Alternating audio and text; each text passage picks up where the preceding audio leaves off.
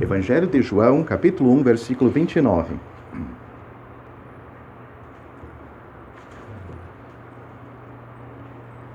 No dia seguinte, João viu a Jesus que vinha para ele e disse-lhe: Eis o Cordeiro de Deus que tira o pecado no mundo. No outro dia, depois de Jesus ter sido batizado por João, então no dia seguinte, João viu a Jesus que vinha para ele e disse: Eis o Cordeiro de Deus que tira o pecado do mundo. Agora uns versículos mais em Apocalipse, capítulo 5.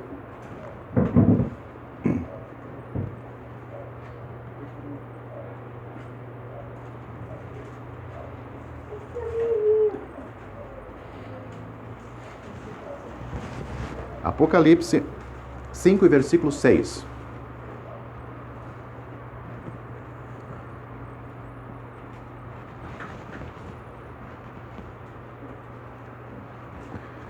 E olhei, eis que estava no meio do trono e dos 4 animais viventes, e entre os anciãos um cordeiro, como havendo sido morto, e tinha 7 pontas e 7 olhos, que são os 7 Espíritos de Deus enviados a toda a terra.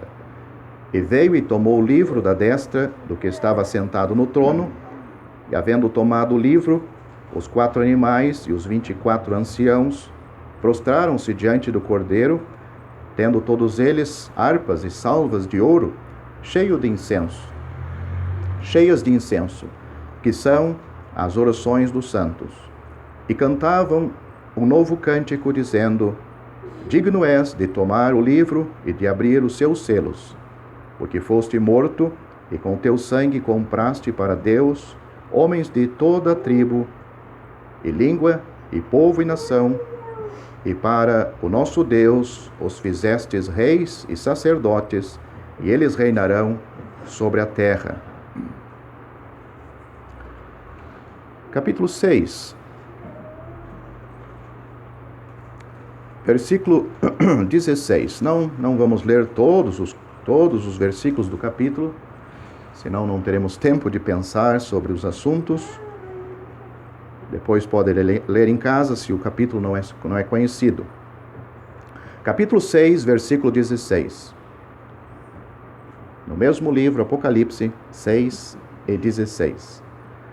E diziam aos montes e aos rochedos: Caia sobre nós e escondei-nos do rosto daquele que está assentado sobre o trono e da ira do Cordeiro, porque é vindo o grande dia da sua ira, e quem poderá subsistir?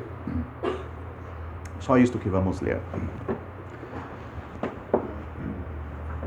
Nós acabamos de ler a respeito do Senhor Jesus numa figura de um cordeiro. Ele é apresentado, ele mesmo se apresenta na Bíblia em várias figuras. Ele, por exemplo, disse que ele era o caminho. Ele disse que era a verdade. São figuras, né? Ele disse que ele era a porta. Ele disse que era o bom pastor. E aqui nós lemos ele sendo apresentado como um cordeiro.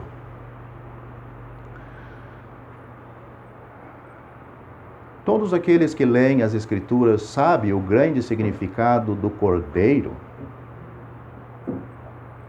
Começando desde Gênesis capítulo 4, ou Gênesis capítulo 3, nós temos ali a figura, o quadro do cordeiro, o seu significado.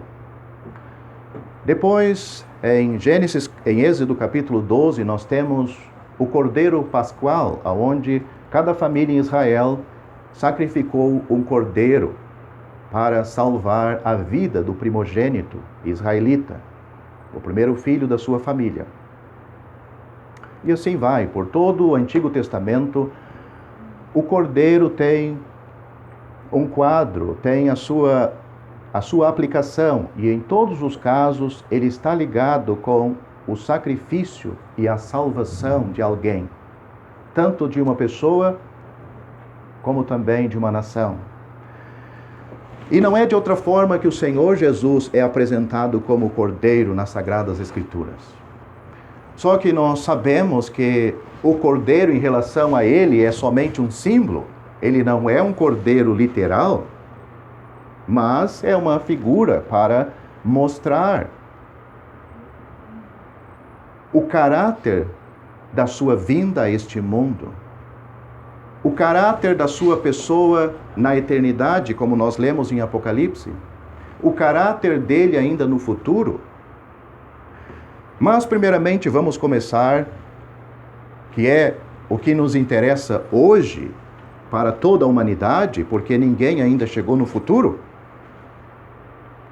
O que Deus queria mostrar e quer mostrar para nós com a vinda do seu Filho a este mundo no caráter de um cordeiro? Você sabe?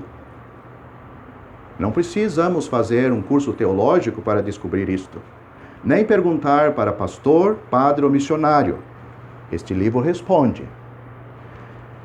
Ele veio no caráter do cordeiro para mostrar que você e eu, nós somos pecadores.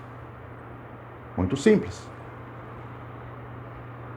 Talvez o difícil é nós aceitarmos isto. É difícil a humanidade reconhecer isto. Mas Deus estava dizendo em alto e bom tom: vocês são pecadores. Vocês são pecadores. Não é isto que João está dizendo a respeito do Senhor Jesus? Ele não está dizendo: eis o Cordeiro de Deus que tira o pecado da nação de Israel? Ele não está dizendo: eis o Cordeiro de Deus que tira o pecado dos ladrões e das prostitutas? Eis o Cordeiro de Deus que tira o pecado do mundo.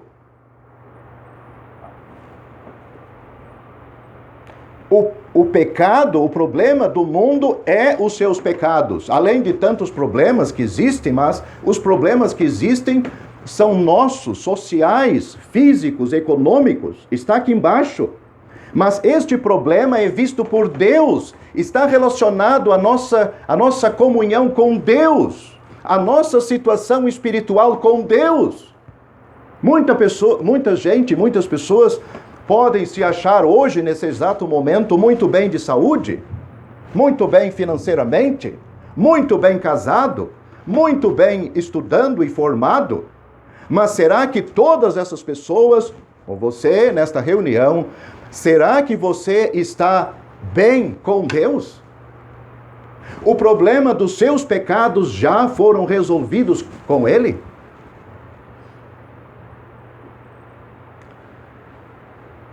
É isto que a Bíblia chama de salvação. A igreja, a religião, o pastor, o padre, o missionário diz: ninguém pode ter certeza da salvação neste mundo.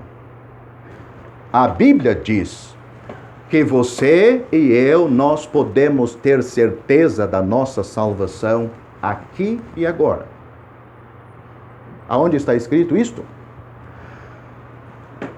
Vários versículos da Bíblia. Eu vou citar um, por exemplo. 1 Coríntios capítulo 1, versículo 18. Paulo disse, para pessoas que achavam que não existia salvação, pensavam que a obra de Cristo na cruz, afirmar que aquela obra realmente pode nos dar a certeza da salvação, você pode descansar nele, você pode dizer que está salvo, isso é loucura! Tanto para os gregos, os gentios, como também para os judeus.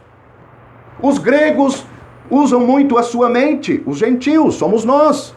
Somos calculistas. Temos que ver para crer. Os judeus já procuram sinais, milagres. É por isso que o Senhor Jesus veio para eles, demonstrando muitos milagres. Mas não foi por isso que eles aceitaram isto. Mas Paulo, em 1 Coríntios capítulo 1, versículo 18, ele está dizendo: a palavra da cruz quer dizer a mensagem da cruz de Cristo, da sua morte, o valor desta mensagem da pessoa que consumou a obra na cruz. Ele diz, a palavra da cruz é loucura para os que perecem, Mas para nós que somos salvos, note, nós que somos salvos, não seremos. Nós que somos salvos, a palavra da cruz é loucura, mas para os que perecem. Mas para nós que somos salvos, é o poder de Deus. Será que todos nesta reunião já têm esta salvação? Se você não tem, meu prezado ouvinte, você pode voltar para sua casa salvo hoje. Você não vai ser convidado para vir até a frente, não vai ser convidado para levantar o braço, não. Porque a salvação não está aqui, nem num ato físico, a salvação está em Cristo. Notaram o versículo que acabei de citar? A mensagem é da cruz, a mensagem fala de uma pessoa que deu a sua vida na cruz, e este livro sagrado diz que Ele, Cristo, Ele mesmo, levou em seu corpo os nossos pecados sobre o madeiro. É por isso que a salvação está nele, porque Ele morreu pelos nossos pecados. Ele deu a sua própria vida, e não somente deu a sua vida, porque Ele sofreu a culpa e o juízo dos nossos pecados quando Ele ainda estava vivo. A pessoa pensa que a morte é o grande sofrimento, a morte que é a grande causa, a grande agonia. Mas não foi isto em relação à morte de Cristo? A sua salvação, ou seja, os teus pecados, os meus pecados, foram cobrados e condenados em Cristo, fizeram Ele sofrer das mãos de Deus quando Ele estava vivo. É em vida que ele sofreu no nosso lugar. É quando Ele estava vivo que Ele foi ferido pelas nossas transgressões e moído pelas nossas iniquidades. Não foi depois de morto e nem com a morte. Foi só depois quando Ele disse que estava consumado. A obra da tua salvação estava consumada. Foi que Ele disse: Pai, nas tuas mãos entrego o meu espírito. Então Cristo, meu amigo, deixou uma salvação pronta, eficaz, completa. Para quem e para quê? Para você e para mim. Você sabe como é que você recebe esta salvação? Como um presente. Porque Deus não está vendendo salvação. A princípio, Deus não tem nada para vender. Tudo que você encontrar, promessas que você tem que pagar alguma coisa, vá para as Escrituras e examine se é bem assim. Deus não está vendendo nada. Até porque o que Ele tem é muito caro. E principalmente quando entra no assunto da salvação, a Bíblia diz, este livro diz, Efésios capítulo 2, versículo 8, pela graça sois salvos. É de graça. Não porque é um produto barato, é porque o preço era alto e já foi pago. Pelo amado Filho de Deus lá sobre a cruz. Pela graça sois salvos por meio da fé.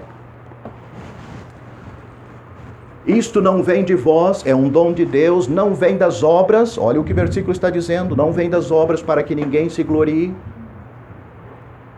As pessoas dizem que tem tanta fé, né? Fé para receber uma cura de um câncer, fé para ficar mais rico, fé para melhorar o casamento. E as pessoas investem nesta fé. Acreditam. E nós não duvidamos. Porque Deus pode fazer tudo isto? Pode fazer. Não estamos aqui para duvidar. Mas quando se fala que a salvação é pela fé, pronto, terminou o Deus que eles confiavam. Não pode ser assim. Nós não podemos ter certeza de nada. Que estranho, né? O Deus mudou. O mesmo Deus que curava, abençoava, enriquecia e resolvia todos os problemas aqui para o mundo, para salvar a alma dele, daí não, aí está no batismo, está no dinheiro, está no dízimo. Você não encontra isso nas Escrituras. eu encontro, pela graça, sois salvos, por meio da fé. Fé não é um processo, não é uma corrente que vamos fazer aqui ou em qualquer outro lugar para você ser salvo. Fé é algo que você se identifica com Cristo.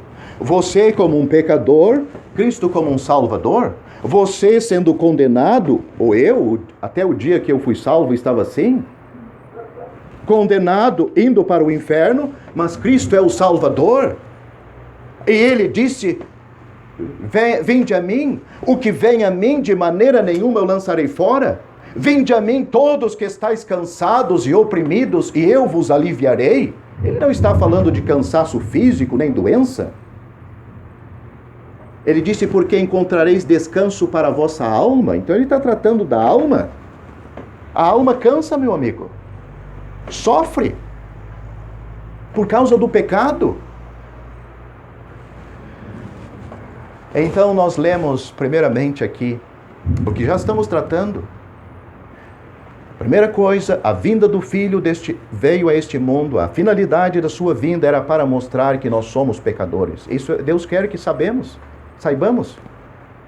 O apóstolo Paulo disse, não há diferença porque todos pecaram, mas outro fato é, a vinda do Filho de Deus não era como a vinda de Jonas sobre Nínive. Ainda 40 dias e Nínive será subvertida. Essa era a mensagem de Jonas para a cidade de Nínive.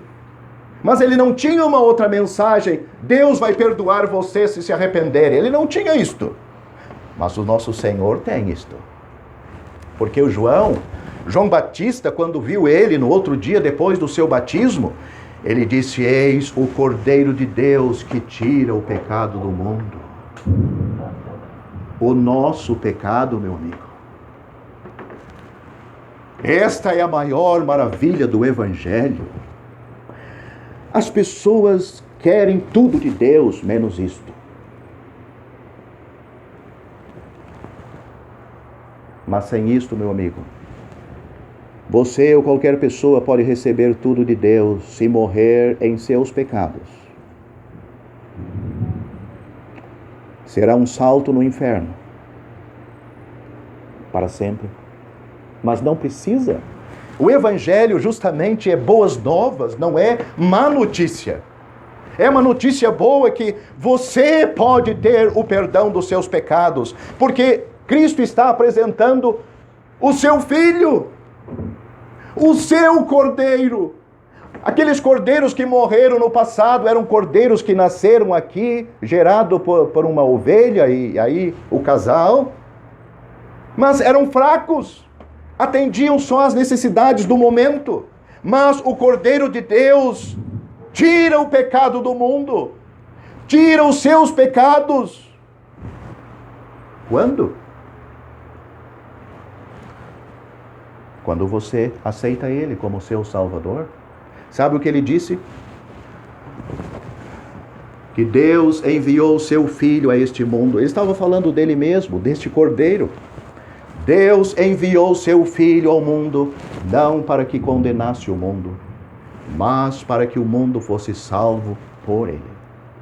Note, a nossa salvação, Deus e Cristo também, o Filho estava apontando, a salvação está em mim.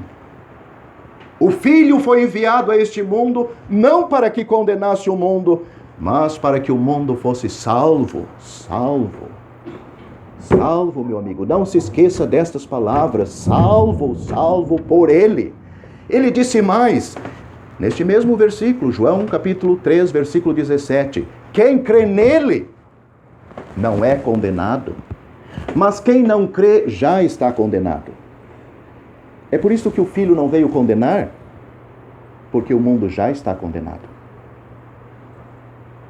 Não existe um veredito a ser dado a respeito de uma pessoa que não é salva, porque já foi. Deus já deu quando expulsou os nossos pais do jardim do Éden. Se tivesse alguma margem de não condenação, de bondade, algum centímetro, alguns milímetros em nós de bondade, Adão e Eva tinham ficado no jardim, mas eles foram expulsos. Deus colocou um anjo e uma espada inflamada, para eles não voltarem para lá. A única maneira agora de um pecador se chegar a Deus é pelo seu Filho. Crendo nele, confiando nele, o recebendo como seu Salvador. Nós lemos então do Senhor Jesus sendo apresentado como Cordeiro, primeiramente para mostrar a necessidade, somos pecadores, mas também Ele é o Salvador. É Ele que pode tirar os nossos pecados. Em Apocalipse capítulo 5 nós lemos, João está vendo já na eternidade crentes, nós lemos lá pessoas de várias partes do mundo perante o Cordeiro, como havendo sido morto. E todas as pessoas que estão ali estão louvando, estão agradecendo, estão dando glórias ao Cordeiro, porque chegaram ali pessoas de várias nacionalidades. Note, não tem nome de igreja lá. Ali não está dividido por igreja, placa tal, denominação tal, nem país, nem nacionalidade, não está dividido. Todos são pessoas salvas. Eles estão valorizando, agradecendo, estão recordando uma única pessoa e um único fato que levou eles para o céu.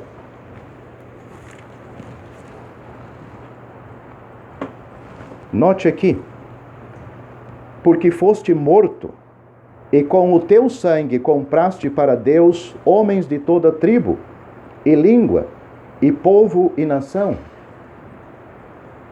A morte dele é o valor da morte de Cristo. O sangue fala da vida. Quando ele deu a sua vida sobre a cruz, ele sofreu no nosso lugar. Essas pessoas estão no céu. João está vendo ainda no futuro. Será que João viu você ali? No céu?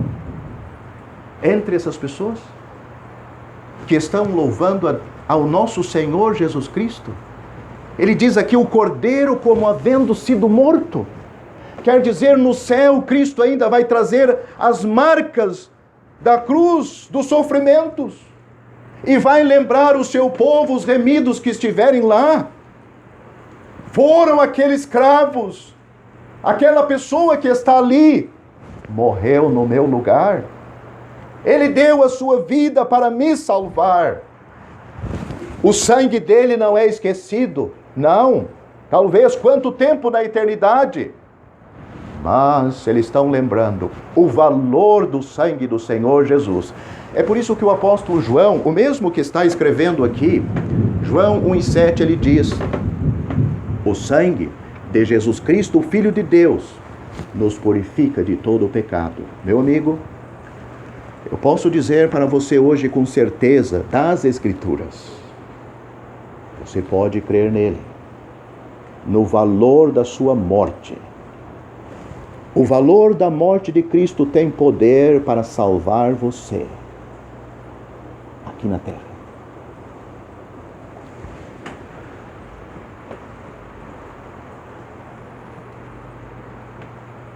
João 1,12, onde nós acabamos de ler, nós lemos João 1,19, está escrito: a todos quantos o receberam Cristo, Deus lhe dá o poder de serem feitos filhos de Deus aos que creem no seu nome, os quais não nasceram do sangue, nem da vontade da carne, mas de Deus. Você quer receber Ele como seu Salvador realmente? Você reconhece que é este pecador que a Bíblia tem descrito? Meu amigo, cada pessoa salva aqui ou qualquer parte do mundo, ou essas pessoas no céu, reconheceram que eram pecadoras perdidas, que Cristo morreu lá na cruz, derramou seu sangue por elas, e que elas o aceitaram, confiaram nele como seu Salvador. Sabem o dia, o momento, a hora quando isto aconteceu. Mas para terminar, nós lemos aqui no capítulo 6 da ira do Cordeiro. Depois da retirada da igreja, nós vemos que o Senhor vai levar os seus para os céus, salvos por este mesmo Cordeiro, esta mesma pessoa, mas nós vemos que ele vai tratar em juízo. As pessoas estão se escondendo da sua presença. Pessoas que hoje não querem ele como Salvador, rejeitam ele. Naqueles dias vão estar fugindo dele. A ira do Cordeiro. Então, muita gente gosta de pensar que Deus é amor, isto é uma grande verdade. Mas Deus também, ele é santo. Para atender à santidade, à justiça de Deus, foi necessário a morte do Filho dele. Para a tua salvação, para a minha salvação, Cristo derramou o seu sangue. Ele foi condenado naquela cruz. E é lá, meu amigo, que brota, nasce as torrentes da salvação que Deus tem para nós e que Ele oferece de uma maneira gratuita. A Bíblia diz: crê no Senhor Jesus Cristo, você será salvo. É isso que você tem que fazer para a sua salvação. Não tem outra coisa. A Bíblia não ensina outra coisa. No Antigo Testamento, Deus disse: olhai para mim e sereis salvos, todos os termos da terra. Isso é que é um olhar para Deus. Olhar para a fé, é claro, né? A gente não vai enxergar Deus. Mas note essas palavras: olhai para mim. Por quê? Porque as pessoas olham para elas mesmas. Olham para o pastor, olham para uma imagem, olham para a igreja. Olham até mesmo para o que estão ouvindo, mas não tem que olhar para isto. É olhar para Cristo. Pela fé. Olhai para mim. É Ele que salva. As pessoas ficam calculando: mas como eu vou me salvar? Onde é que está essa salvação? Fico buscando dentro delas uma resposta. No seu coração, na sua mente. Mas você não vai encontrar salvação aí. Nunca. Você vai morrer de velho. Olhai para mim e sereis salvos, todos os termos da terra. Ali você pode olhar e descansar o seu olho da fé. Ele salva. Crê no Senhor Jesus Cristo. A Bíblia diz: você será salvo.